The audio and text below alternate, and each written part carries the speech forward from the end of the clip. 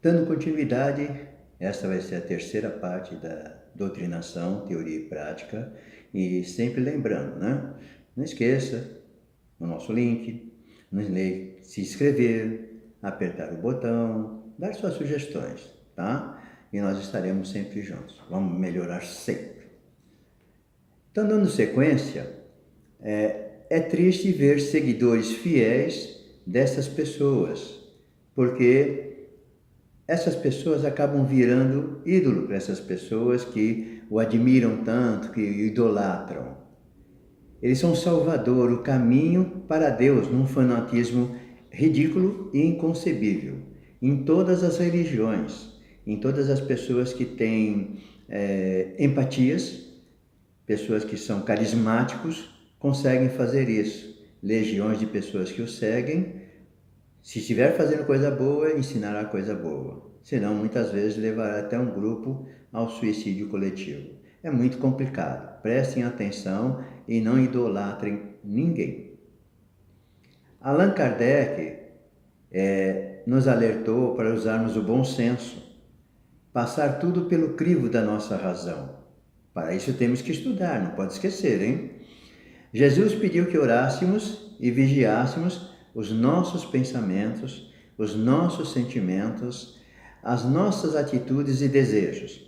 Não é orar e vigiar os outros não, hein? Não vamos entrar nessa. É orar e vigiar o que nós estamos fazendo e estamos tentando fazer de bom e de ruim para o nosso crescimento ou para o nosso prejuízo.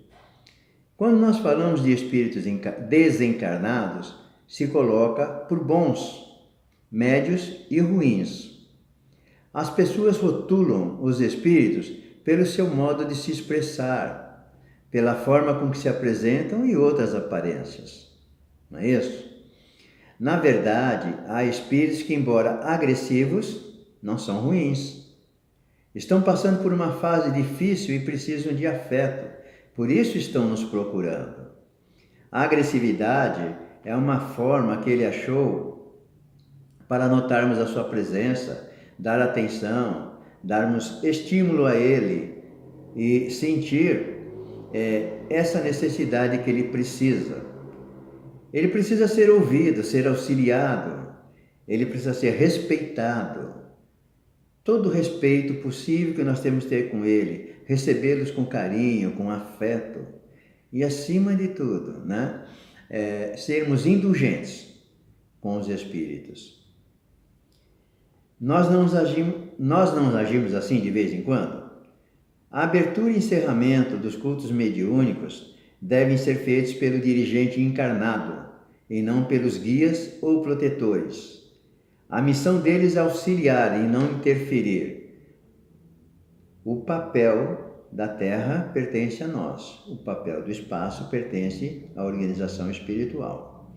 Somente em raríssimos casos, diríamos excepcionais, haveria essa necessidade de começar ou de encerrar pela espiritualidade superior. Muito raro, muito difícil. Os espíritos, não podemos esquecer, são seres como nós, somente habitando no momento esferas diferentes. E com eles podemos conversar, dialogar, trocar ideias livremente, sem cair para a desatenção, a falta de cortesia, a falta de respeito e a falta de amor, tá? Não é um bate-papo, uma conversa, um diálogo que nós vamos deixar perder todo esse sentimento, todas essas coisas que nós aprendemos a fazer para atingir o objetivo de esclarecimento do nosso amigo espiritual. Muitos se dizem guias, mas precisam, na verdade, ser doutrinados, pois demonstram desconhecer aspectos simples e primários da doutrina espírita. Ao doutrinar sofredores, o doutrinador deve generalizar o ensino.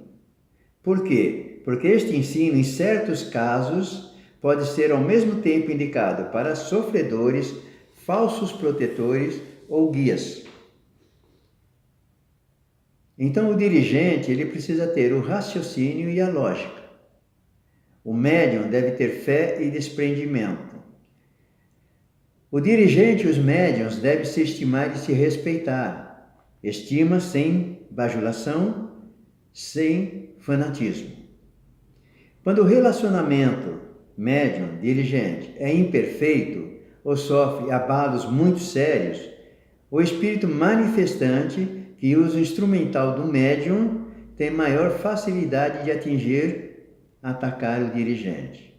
Porém, se a união for forte, houver afeição, o espírito fica contido e mesmo que agrida o dirigente com palavras ou gestos, não faz tudo o que deseja.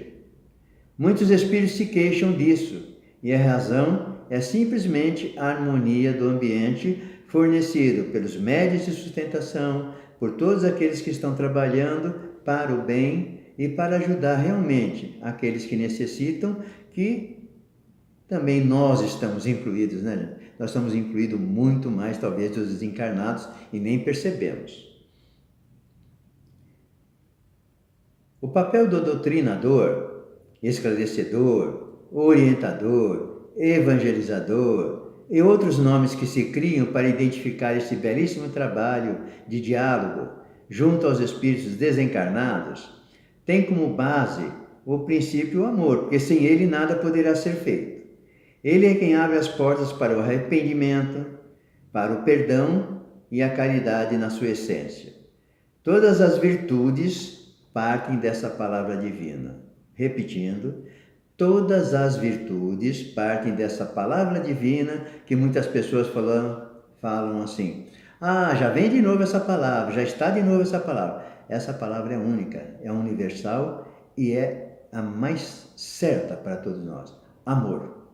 Sem amor não se faz e não se consegue nada.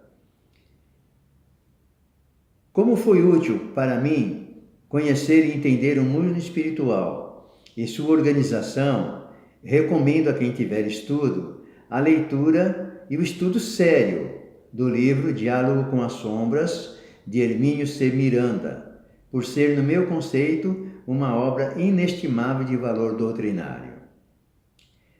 A psicofonia, ou médium falante, é ideal para a doutrinação, porque pelas palavras e sensações do espírito, o doutrinador pode captar as suas emoções, suas dores e reais motivos de seus desequilíbrios.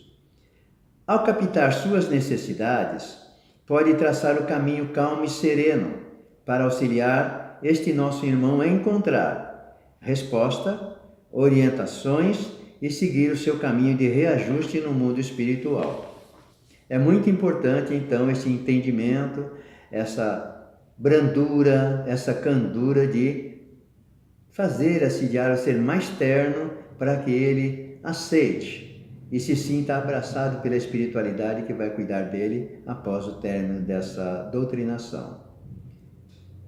O espírito, às vezes, se nega a responder perguntas, porque a pergunta não o agrada. Às vezes não tem conhecimento necessário e há coisas que lhe fica proibido revelar. Se não responde a uma pergunta, é porque não querem, não podem ou não devem. Seja qual for o motivo dessa negativa, é regra nunca insistir quando o espírito não quer responder. Respeitar o livre-arbítrio dele. Não quero responder. Não responde. Vamos indo por outros caminhos, vamos achar outra fiada para realizar a doutrinação. A menstruação e a menopausa não impedem que a mulher trabalhe de culto mediúnico, não. A menstruação não é uma doença, trata-se de uma disposição natural do organismo feminino, pois quando o óvulo não é fecundado, as glândulas, os vasos aumentados do endométrio, mucosa que reveste o interior do útero, são eliminados. A menopausa também não é uma doença.